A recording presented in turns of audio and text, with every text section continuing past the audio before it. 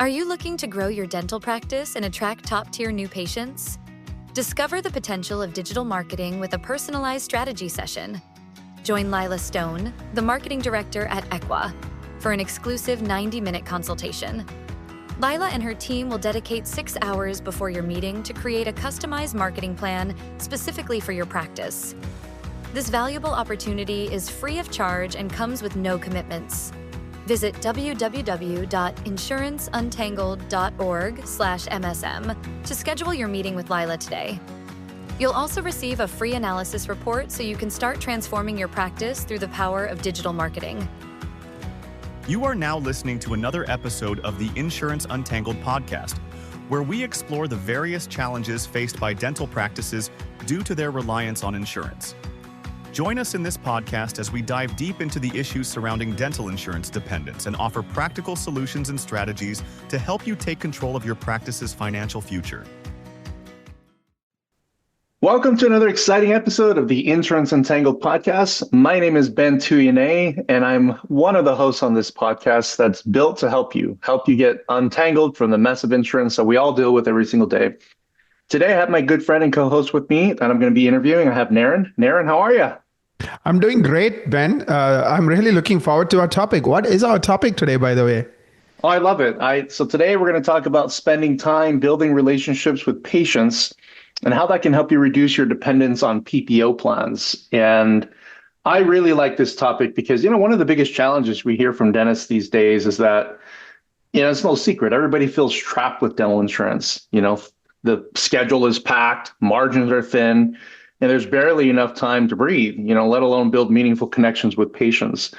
But what if the key to independence isn't just about dropping PPOs or adjusting fees? And so that's what we want to explore. What if it's about spending your time differently, focusing on patients who trust you, value people that value your care and make your practice thrive, right? Let's focus on those people. So today, Naren's gonna, he's here to sort of educate us and talk to us about how we can build relationships and how to do time management the right way that can help us create somewhat of a fee-for-service model as soon as we can, right? That's more profitable and more fulfilling for us. So Naren, thank you for being willing to talk about this topic here. So first question for you, Naren. Many dentists say they love to be less dependent on insurance, but they feel entirely stuck, right? So how does spending more time with patients actually help them move towards a fee-for-service insurance independent model? That's a great question. And I'm so glad you brought it up because I know the feeling and I talk to clients a lot and they feel stuck. So I do think you bringing that up right off the bat and addressing the elephant in the room is the right thing to do. So when, patients are, insurance dependent, they get used to a model where it's about treating more people in less time, right? Mm-hmm. Because that's the only way you're going to make up for the difference between your usual and customary fees versus what you actually get paid. And usually it's 40% lower than your usual and customary fees. So you're kind of running your business, you're doing almost twice the work for the same money. So now you need to change it. So insurance-driven models push volume over connection, right? Like how can you connect with people if you have to do double the dentistry with the same team and same hours, right? In a fee-for-service model, time becomes your advantage because you're getting paid full fees. So imagine doing some work for another one patient who's a PPO patient, and you're getting paid 50 cents on the dollar. And you imagine doing the same work for the same patient. Now you get to keep 100 cents on the dollar. You're talking, double, right? So instead of $400, $800 for that amount of time you're spending. Can you spare a few minutes when you get paid an extra $400 for that amount of time to get to know the patient, find out a little bit about who they are, what they are trying to do with their oral health and what they want to do with their smile, even get to know them as a human being, like their family, their ambitions. Because healthcare is very personal to us. So it's one of the very, very key places in our life where we value the relationship. We value the person, we are dealing with. So in a fee for service model, you can, use that time to build relationships. And when patients feel heard and understood, they trust your care and follow your recommendations. I'll tell you a true story. My late mom, when she was living with me, she passed a couple of years ago. We go to an ophthalmologist, and our primary care doctor said you should go consult an ophthalmologist, and she had simple questions, and he wouldn't answer. He's like, no, that's not what you're supposed to look here. And because he had made it into this machine, like literally she was a number. He made $5 on the parking. So that was a parking thing going on. So he was making probably like $700 on parking. And he had like 7 people. And she was just being processed. Here is a woman who just, she's 87 years old. She can't walk, so just getting to the doctor's office was such a big pain. And she's being treated like he doesn't even talk to her. She looks at something and signs something and say, go there. Literally, you know what I mean? Like, yeah. How do you trust a person like that? She's not a doctor. I mean, she's well educated. She's a teacher and everything else. But she's like, never in my life am I going back to that office ever again. Even if you force me to, I'm not coming. Literally like no way. Even if I have to die because of something to do with my eye, I'm not going to that guy. That's the experience. Now, but I bet he was just optimized for whatever, algorithm, and how do I get the most out of, whatever that I'm going to make and so forth. He didn't spend the time. And how can you expect a PPO doctor to spend the time when they have to do double the work, just to make ends meet? Remember, your rent is not half because you're a PPO practice. Remember, your team is not working for half when you are a PPO practice. You are the one who's getting hit, by that difference, not anybody else, right? Everybody else is getting paid full fees. Only you, the owner/dentist, is getting hit. So when patients feel understood, they trust you. They take your recommendations. You can, offer them ideal dentistry. You can help them create beautiful smiles. You can help improve their, oral health. A lot of times, many things are not covered, right? Only the basics, just survival is covered with insurance. And even then there are 700 rules. Or you're one day too early for your hygiene visit. Too bad. But yeah. Anybody with the logic says, what nonsense is this, because and then who do they yell at? Not the insurance company, because insurance company is not in front of them. That's this thing in the back. They yell at the doctor. Why didn't you tell me that I'm one day early? You know what I mean? It's like all this nonsense, and you are optimizing for, dealing with this mess called insurance. And then when they start trusting you, they feel heard. They feel like you are listening to them. You really are trying to help them. They trust you. That creates loyalty. That creates higher case acceptance. Like, I have clients who literally work 24 hours a week and make $2 million, right? He does ideal dentistry. He only does the kind of work he wants, and the patients love him. So it's like a win-win for everyone. The team loves it. Which team doesn't want to work 24 hours a week and get paid full fees, right? They love it. They go the extra mile. Anything he wants, they have it, because he's able to do that. He's able to give them lifestyle that none of his competitors are able to give to his employees. Pay them really good money for working 24 hours a week. So this idea of we have to work harder and squeeze ourselves, doesn't work. So anyways, so that's why I do think, spending time with patients really makes a difference. No, I love that. I think, it makes perfect sense to me. It's if when you look at the most trusted professionals, who comes up as number one consistently, it's the professionals that we have a sense of relief when we see them, right? It's our nurses and hygienists fall in that category, but those are the healthcare workers that spend the most time with people, right? They're the ones building those relationships. You can't really measure, on a P&L, how much spending a little bit more time is going to do for you, right? You can't measure it today, but you will see those results tomorrow, right? It's a time investment. So, Naren, I hear a lot of dentists tell me that their marketing sort of feels like It's just bringing in anybody that has insurance, right? Especially people that don't have any loyalty or trust to you that you haven't earned just yet. So how can doctors start attracting the kinds of patients that would make for great loyal patients that would value somebody's time and the quality dentistry that they're offering? Absolutely. That's a great question. I have gone through the same experience myself, so this is very personal to me.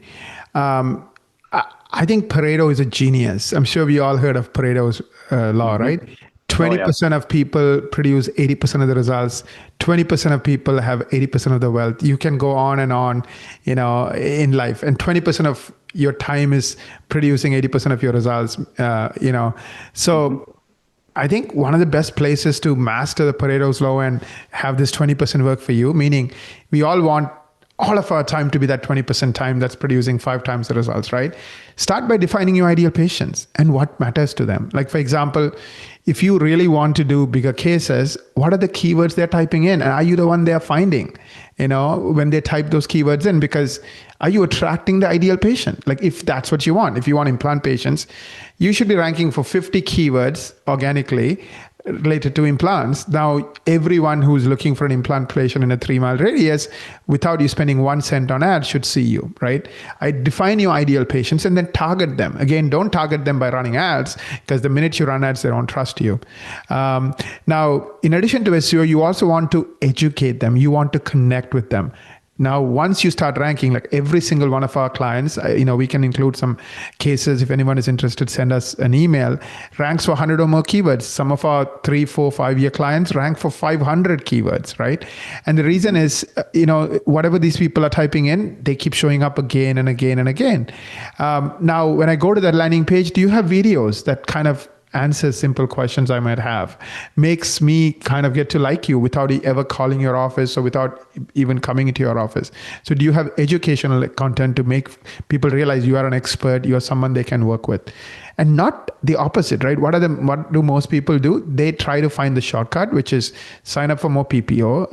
And of course, you're attracting people only who are coming to you because your dentistry is free, or you sell an offer, $90 off, free this, free that.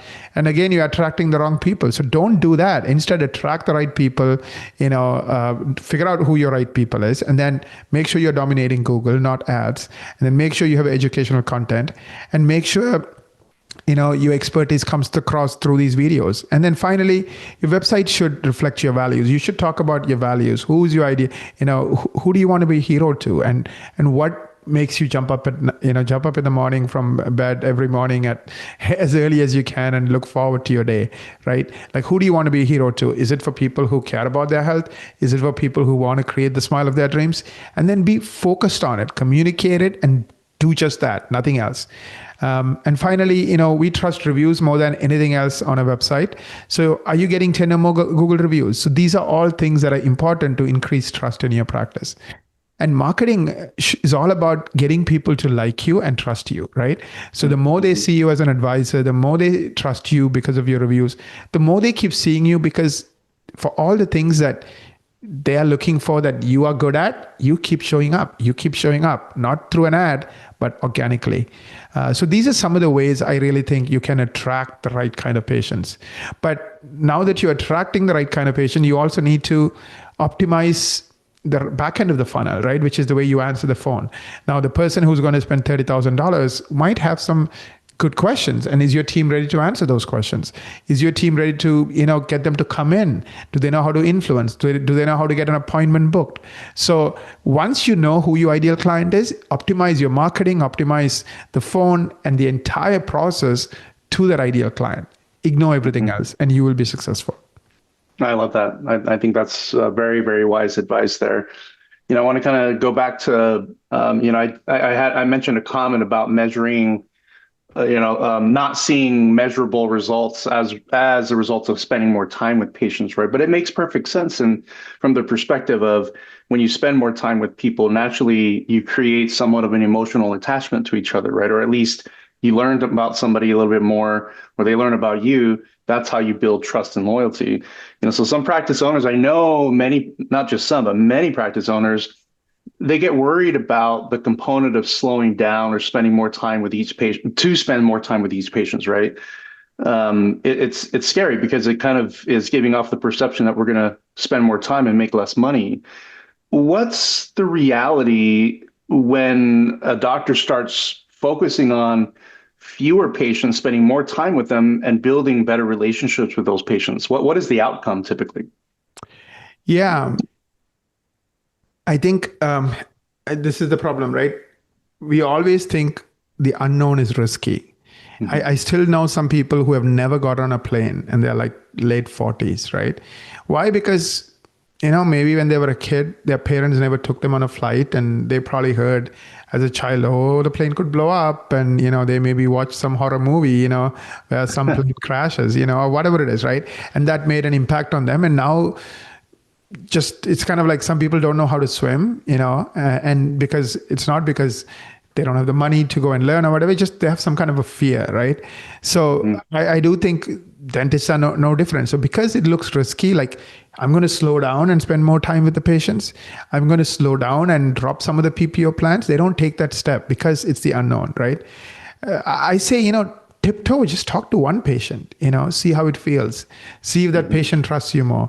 Drop one PPO plan, see how that feels. You see if it's the end of the world. What is not the end of the world?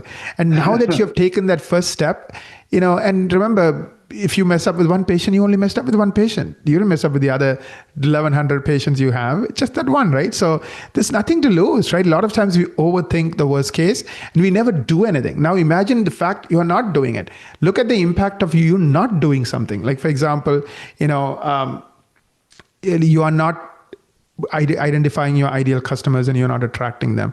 You are continuing to go down this PPO rat race and working harder and harder and harder for less money. And your back is starting to ache and you're starting to have physical illnesses and you might even get permanently disabled. What's the cost of not taking that risk, not doing that change? It's 10 times, 100 times higher than, you're taking a chance and trying something new with one patient. 10 times, 100 times higher than dropping that one PPO plan, maybe a tiny plan. And then once you start jumping in and start spending time, you will realize patients trust you. They're more wanting to come to your practice. Of course, you have to give it some time, and you have to be consistent. You can't just, be relationship driven one day and then next day be the rat race, dentist, right? So of course, if you give it, you will start seeing everything starts changing. They will start accepting treatments. They'll start listening to your recommendations. They'll start wanting to come there. They'll start telling their friends. It's kind of like, like becoming a doctor is a really hard road. I know because I would live and breathe with doctors, and I'm surrounded by hundreds of friends who all happen to be doctors. But somewhere when they were a child, they believe they can do it, right? Think about it. If they didn't, do you think they would have gone through what they went through for 10 years, right? 6-7 extra years versus any other career. Like if you want to be a programmer or anything else, you finish your undergrad, you're done, but not when you're becoming a doctor. It's 10 years of pain and suffering and, living for minimum wage. You did it. So you trusted in something, you believed in yourself, and you did what made sense for you. So I do think, you just have to start doing that. And what you will start noticing is every year, as you drop more and more PPO plans and start attracting more and more ideal patients, the profits will go up. In other words, the amount of money you take home will go up. Versus in the prior years, it's sliding, coming down. You're working for less and less and less and working harder and harder. The other thing you will notice is you will start enjoying dentistry more. You're spending more time, you're getting to know patients, they love you, you love them. This becomes what it was meant to be. The reason you went to dental school, to make a difference in people's lives, and they appreciate you for it. Versus the PPO patient, it's free, so I don't appreciate anything that's free. You know what I mean? The one who's paying $100 at a restaurant is the one who's giving a 20% tip, a $20 tip. Do you think McDonald's people are giving you $20 tips? They don't. Why? Because they don't appreciate you. When they pay more and they pay out of their own pocket, they value. It's kind of crazy. You would think, the more money somebody pays, they appreciate you less. No, it's the opposite. They appreciate you more. So you are excited to come there. Your team is excited to come there because they're not getting yelled at and screamed at by how come this is not covered by insurance and this and that every single day, 7 days a week. They're appreciated by people who vote with their wallets, which means your team is getting paid better. They have better hours. They can smell the roses, get to know the patients. But at the same time, it creates that positive momentum, right? You see the patients you want to be a hero to. They love you. They keep telling their friends. Your team loves taking care of people who really want to take care of their oral health. Your team loves, creating those beautiful smiles and getting rewarded for it handsomely for being very good at what they do, which is building relationships, taking care of people like they want their own families to be taken care of. So I do think it's kind of counterintuitive, seeing fewer patients, becoming less PPO dependent, becoming more high value services, spending more time with patients, becoming more relationship focused. They all could be a game changer for you. Mm-hmm. Yeah, no, I like that. I'm thinking in my mind, Naren, this all sounds great in theory, and I see it in practice every single day. And I know that you do too, in terms of clients that build their practices with a patient relationship in mind, right? What kind of marketing would support a practice like that, right? In terms of having patients that are loyal from the get-go, right? When you look at it from a marketing perspective, what should you do in terms of an offering or a marketing approach that aligns with that particular vision? Yeah, I do think, we talked about figuring out who your ideal customer is. So if you spend 50,000 on implants and you love implants and you're really good at, definitely that's part of your ideal customer base, right? If you want to take care of sedation patients, that's your ideal customer base.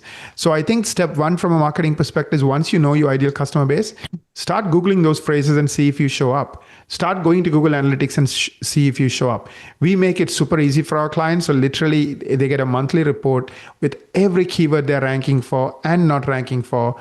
And they can type in cosmetic dentist if that's what they're interested. They know every keyword they're ranking for on page one and the ones they're not ranking for on page one. And they can say, you know what, let's lean in more. And if they're doing really, really, really well with SEO, then the next place to look is your landing pages. Do those pages have the videos we talked about? Do those pages have really nice, well put together cases? Remember, when people are voting with their wallet, you have to convince them. They're not just going to give you $20,000 just because you asked for it, right? They have to know they're giving that $20,000 to somebody they want to give it to, meaning the best, right? And how do you show you are the best? The Google reviews, those cases. The best pictures are the true full face after pictures. Again, you don't have to have 100 pictures. Just get one.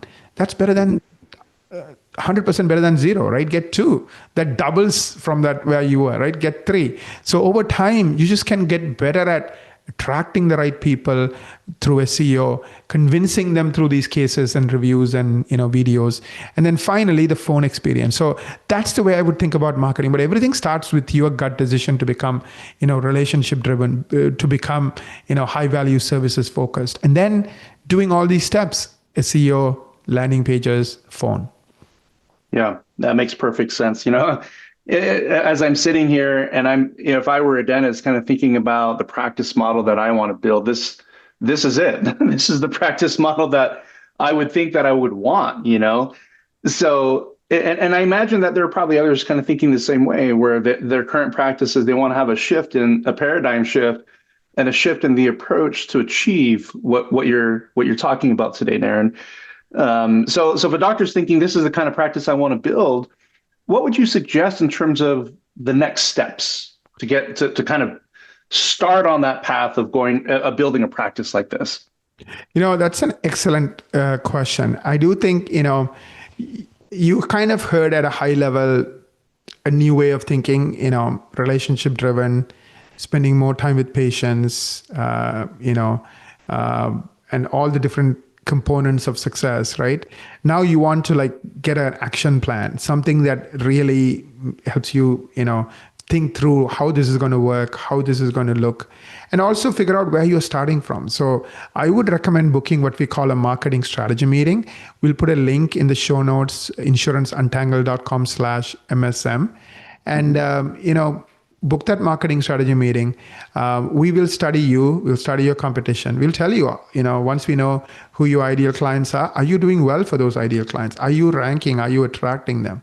If you are, then we will tell you how you can, influence them, how you can convince them, both with SEO, with amazing landing pages, and where your gaps are. Like, what is the reason, like every one of our clients within year one is getting 20 or more new patient calls and is getting, ranking for 100 or more keywords. How are you ranking? How are you against that benchmark? Are you in the top 5%, like the ones who are ranking for 100 or more keywords?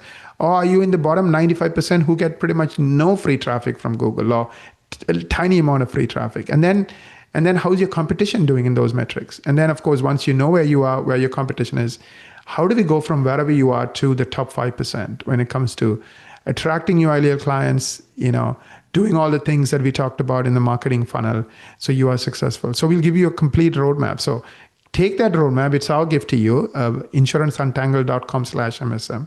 And if you want to proceed with us, we would love to help. But if not, that's okay too. But at least now you know what you need to do to change your prospects, change your future, right?